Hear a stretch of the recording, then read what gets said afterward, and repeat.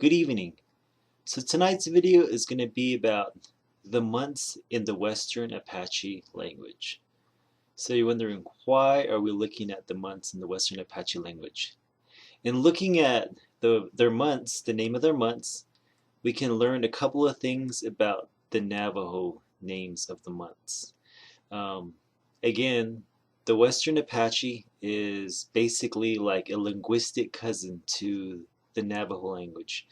A lot of the words are similar. The sentence structure between the languages are similar. Some of the sounds are similar, but to us it just sounds like they're talking a lot faster, and a good amount of words are different, but they're similar, so we can figure out at times what they're saying. Regardless, in looking at the name of their months, it's interesting that some of our months are similar to the Western Apache months, so let's go through some of these names. To be honest with you, I'm not really sure about how the months for the Apache are organized. For the Navajo, our months begin in October and end in September. That's how the year goes. I'm not exactly sure what the cycle is for the Apache.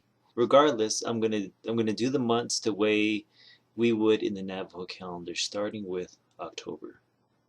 So beginning with October, it's interesting that their word for October is similar to the Navajo. In Navajo, you say ranjin, ranjin. In Apache, it's ranjit, ranjit, which in Apache means lying side to side. Ranjit, ranjit. Interestingly, though, there's less of a consensus between the months in Apache because there's different bands. Similar to the Navajo, the Apache are organized into different clans, and different clans in different areas speak the Apache language a little differently and have different names for things. So some of the months have more than one name. Getting to that, another name for October is Etsabajaj. Etsabajaj, which means little eagle. Etsabajaj. And it's kind of similar to our name for our word for February, Etsabayaj, but they say Etsabajaj for baby eagle. Now November and December. So November and December have more of a less concrete name for each name. Either one can go by one of two names. It can go by Kombanalkas, Kombanalkas, which basically means that even around the fire it gets cold. Kombanalkas. You can say that for November or December. You can also say for either month, Zasniltes, Zasniltes, which is again similar to the Navajo word, Yasniltes, and it means the same thing, roasting snow, Zasniltes. And I guess for the Apache, the mindset behind them using this word is that snow can cause frostbite, so it can burn, which is why they call it roasting snow, Zasniltes. Which makes me wonder, Navajos have always wondered where Yesniltes comes from, because when you say Yesniltes, frying snow, it really doesn't make sense. It doesn't make sense. But it makes me wonder that if at one time when the Navajos and the Apache were like closer language speaking cousins, when they spoke a more similar language, if we took that name and that concept of snow causing frostbite, and instead of saying Zasniltes, we turned it into Yesniltes. It's interesting, but Yesniltes is the Navajo word for January. But for the Apache, it can be either November or December. Zasniltes, Zasniltes, roasting snow, or snow that can cause frostbite. Zasniltes. Interesting. Now for January, January goes by three names in Western Apache. It goes by Tzilbelatchagay, which means it's white at the top of the mountains, meaning there's snow on top of the mountains. Tzilbelatchagay. It also goes by the name Shashket, which means bear tracks. Shashket. It also goes by the third name Dinék'ehjí.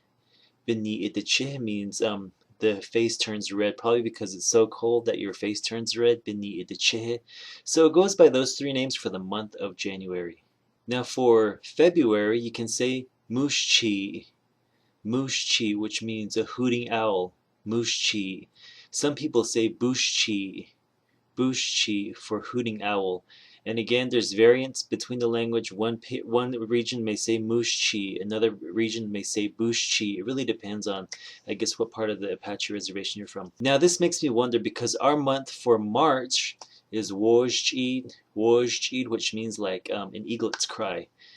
But it sounds very similar to Mushchi, which makes me wonder if at one time, again, when the language was closer and more unified, if our month for March, Woj'id, is like a variant of Mushchi.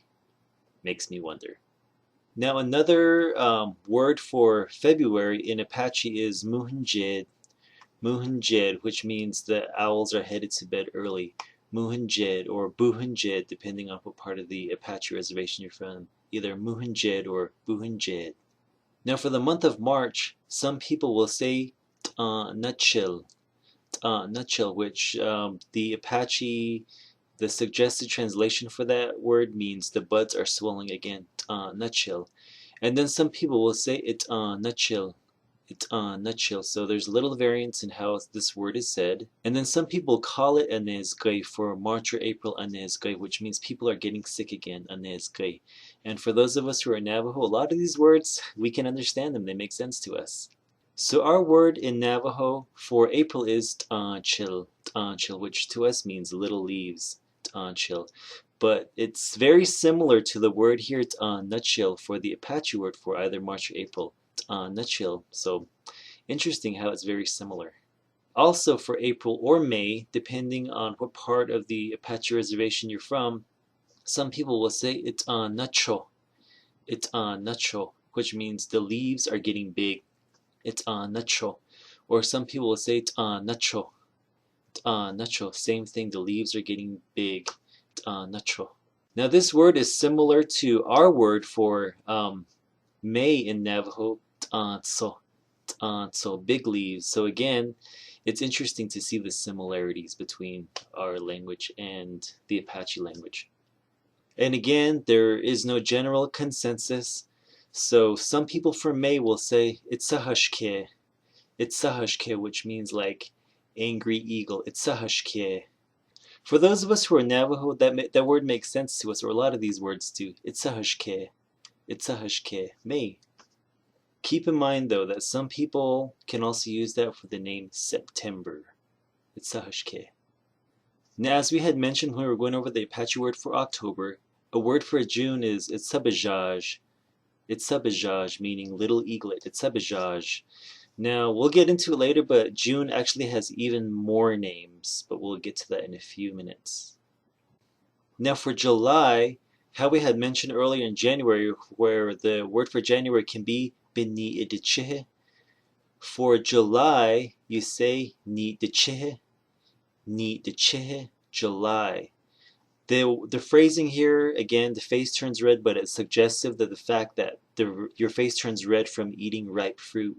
Dinék'ehjí, July. Now, July or August can go by the word itsentdiltzid, which means meat is spoiling. Itsentdiltzid.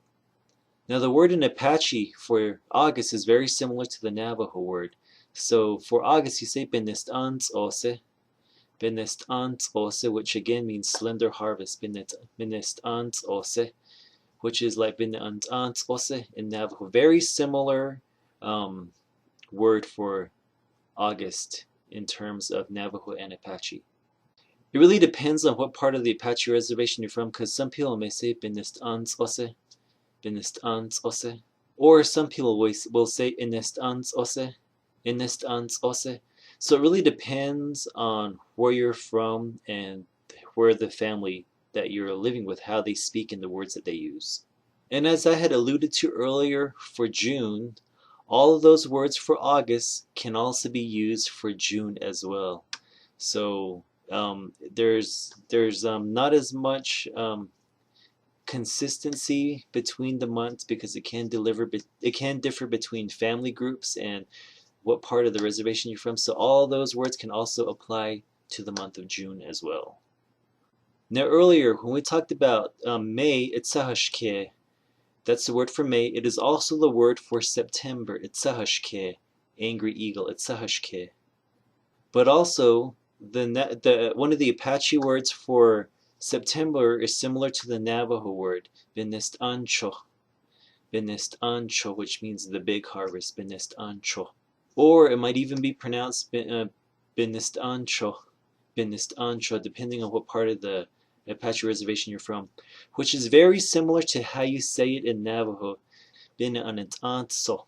Very similar word in Apache versus Navajo. So what I get from a lot of these studies is that our language at one time, when it was more closer together, we probably had more of a similar historical background of where our words came from. So it's interesting to look at it from that aspect. And it's just a reminder that the words that we use, they do have a long history. They have been around for a long time, to where not only do we have it in our tribe, but also you can find those same words in our neighboring tribes as well, that are cousin languages to us. So I hope you enjoyed this kind of look into the months in the Apache language. And I don't speak Apache, and for those of you who do speak Apache, I apologize for not saying the words right, but I gave it a try. Well, I hope you enjoyed that. Have a good evening.